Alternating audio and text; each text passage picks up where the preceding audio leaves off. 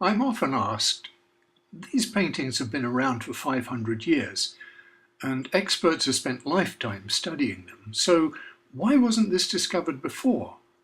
What's wrong with art history? The problem's a simple one.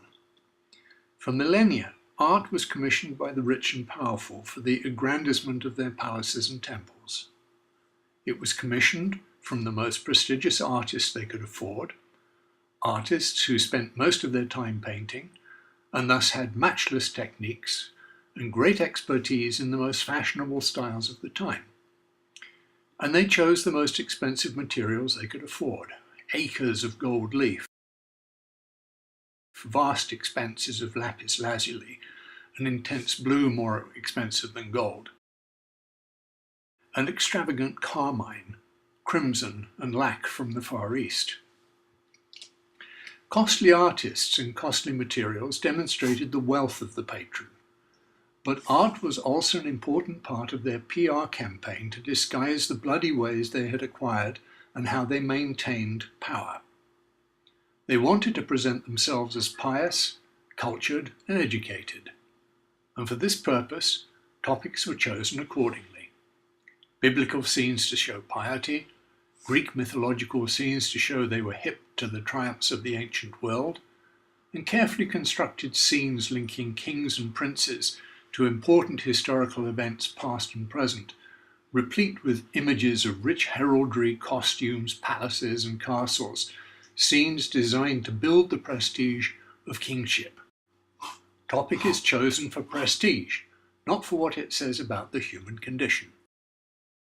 The first art histories were written by the sculptor Ghiberti and the artist Vasari, and they were written to promote an artistic heritage to potential patrons, and in many cases they provide the only information we until now had on many early masters, and so they were blindly taken as gospel.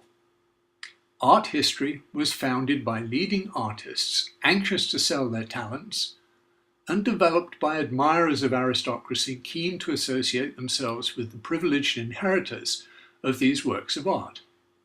In short, art history was founded on promoting the vision of art that the patrons thought they were buying. And that is how it continued. Art history has been the advertising campaign that artists, investors, auction houses used to sell masterpieces old and new to those with power and money. Far from being interested in revealing the subversive denunciations of the abuse of power hidden in these works, and far from wanting to pursue any clue that such material might be present, their interest was to ignore the possibility, and even, whether from ignorance or not, while conducting restorations, eradicating the evidence, and thus hiding forever the true meaning of the work of art. For example, a significant part of the famous skull in Holbein's Ambassadors is not by Holbein. It was repainted by the National Gallery based on a computer-generated anamorphism of a real skull. They said this was to replace lost detail. And when restoring Ghirlandaio's Old Man and His Grandson, experts painted over the hair sprouting from the old man's forehead, completely unaware that he was being depicted as a werewolf. The word lycanthropo appears repeatedly. And in Michelangelo's creation of the Sun and Moon, the artist depicted himself leaving with the body of his nephew Eduardo.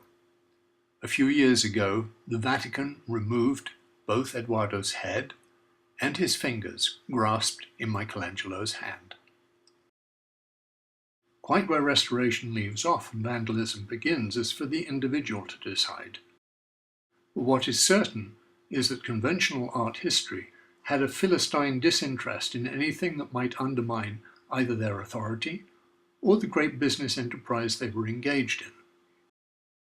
A convenient way, then, to see traditional art history is as the facade of a temple owned by the patrons of art, and maintained by academics for their glorification. It is a temple dedicated to a mercantile and now consumerist god, not so much of art as prestige. and this facade is supported by 7 great but fragile pillars.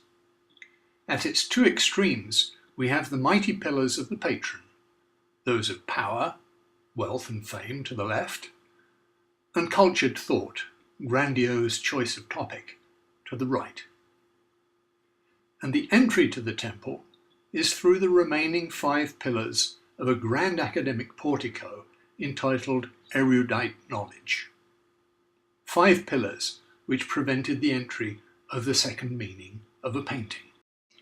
And it is these 5 pillars which the next video begins to explore.